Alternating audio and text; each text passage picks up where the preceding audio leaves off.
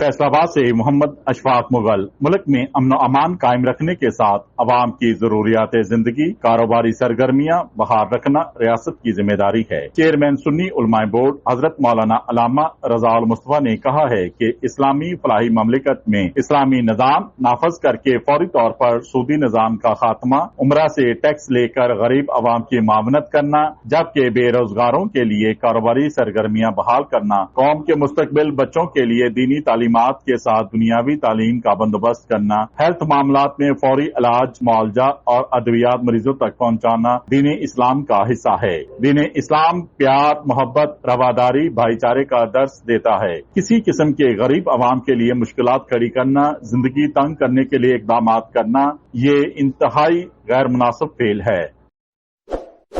इस वीडियो को लाइक करें, हमारे चैनल को सब्सक्राइब कर बेल आइकन जरूर प्रेस करें।